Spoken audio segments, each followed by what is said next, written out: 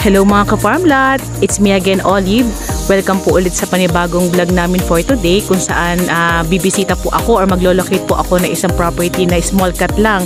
So ito po ay nakalocate dito sa Lopez, Quezon po. And then, at the same time, ito property po na to ay along Barangay Road, along Cemented Road. Ayan, kitang-kita naman po natin. So, kompleto po itong property na to. Mula sa source ng kuryente, may signal lang po natin. Ayan, and then meron din po tayong source ng tubig. At kagandahan po nito, ayan, makikita po natin develop na po itong property po na to, yung pinakalugar po niya, so napakarami na pong bahay. Ayan, ito po ay parang gilingan po ng Copras. Ayan, so katabi niyo po siya. Ayan, mga bahay na po, hanggang dun sa may pinakadulo. And then, ito po si property. Ayan po, so ito po yung nasa may pinaka right side ko po, So mamaya papakita ko lahat sa inyo yan. Pero bago tayo umikot, syempre po, paki-like, paki-share and subscribe po sa ating YouTube channel. And then, pindutin po natin yung ating notification bell para updated po tayo sa mga properties na ibablog po natin. So ano pa hinihintay natin? Excited na ako. Small cut lang po ito. So mas madaling videohan po So let's go!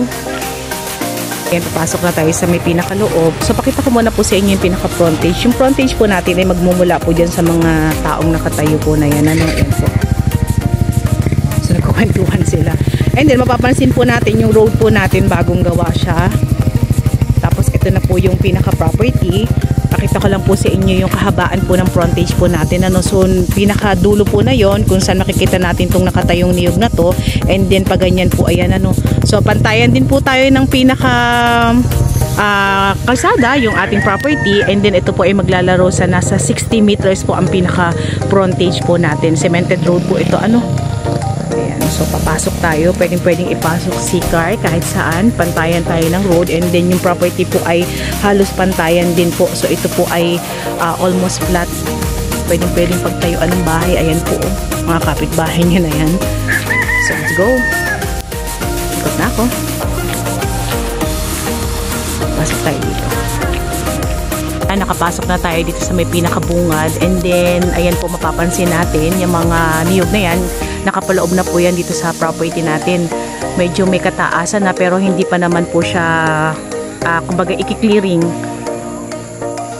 Pero good thing po, ayan, nag-aani po sila dito. So itong mapapansin natin ng mga pinagbalatan ng niyog, ayan po yung katunayan na sila po ay umaani pa. Kukunti na lang po yung nakatanim kay property po. Ang kagandahan nito, flat to. So pwedeng pagtayuan to ng bahay. Ayan, ikot pa rin tayo. So sa property po ay meron na lang nasa 50 kapuno ng niyog. And then siguro po estimated ko po meron pa itong nasa 50 kapuno rin po ng mga saging, pero medyo tinubuan na po ng damo. Kasi talagang medyo may kasukalan na. Pero yung mga katabi po niya ang lilinis. So si property lang po yung medyo masukal. Ayan, may mga nagdadaan na ng mga sasakyan.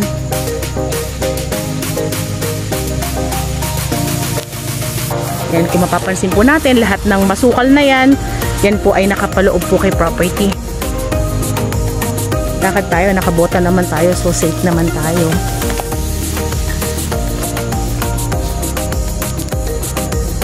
Ayan, may katabi na rin mga bahay. Ayan po.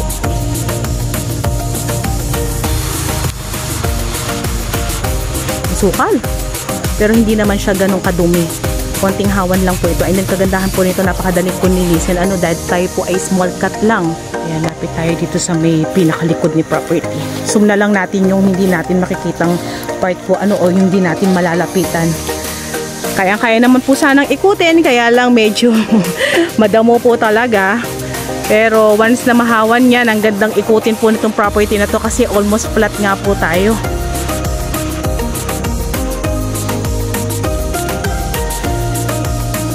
So, bigyan ko na po kayo ng details about dito sa property na binablog po natin. Ito po ay, kagaya ng nasabi ko, tayo po ay nakalocate po dito sa Lopez, Quezon po. And then, ito po ay small cut. Bali, ito po ay may sukat na kalahating ektarya lang. So sa mga buyers ko po na naghahanap ng small cut na pwedeng pagtayuan ng bahay, and then at the same time meron silang mini farm lot, ayan. So avail nyo na po ito, napakagandang property. Kagandahan po nito, along cemented road na po tayo.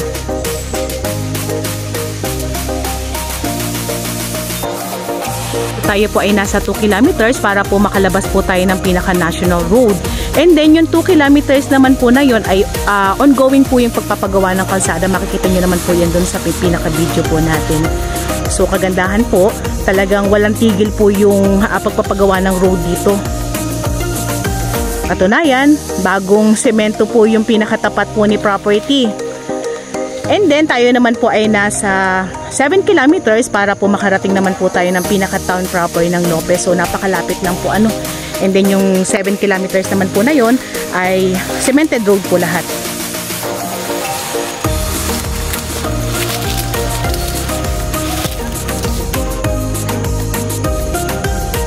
So si property po ay TCT title, and then buhay po yung nagmamay-ari. Ayan, so wala naman po tayo magiging problema about sa documents po nito. Ano? Napakaganda. Ito yung mga bet kung sukat lang ng property.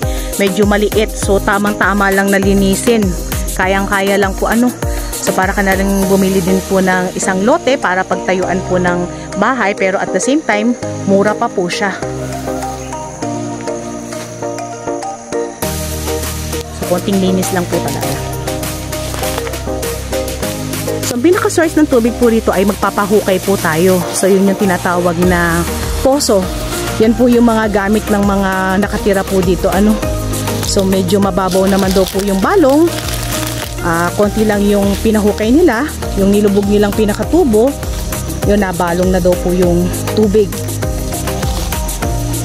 Sa kuryente naman po, halos tabi po natin yung pinaka-poste ng kuryente. So, hindi naman po tayo mahihirapan.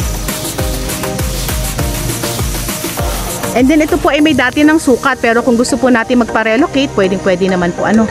So kung tayo po ay magta-travel para po mabisita po natin si kalahating ektarya dito po sa Lopez, tayo po ay magta-travel ng nasa 7 hours kung tayo po ay manggagaling po sa Manila.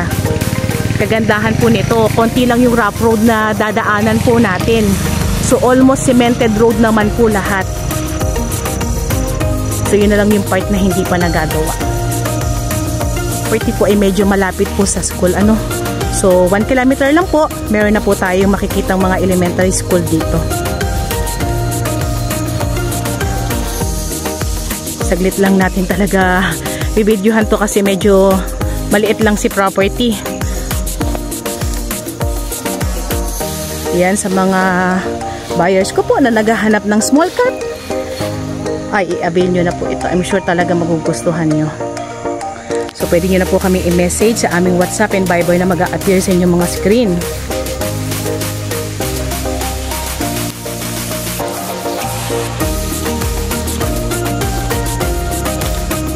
Ayan, magandang mini farm lot to. Konting linis lang po, ang ganda niya.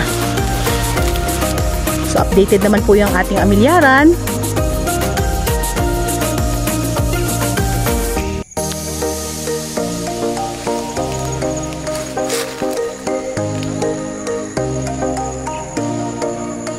Sarap ikutin.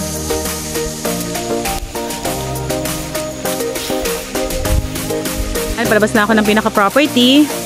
Isang magandang farm lot na naman yung na-visit natin for today na along Barangay Road, along Cemented Road. So, grab nyo na po ito.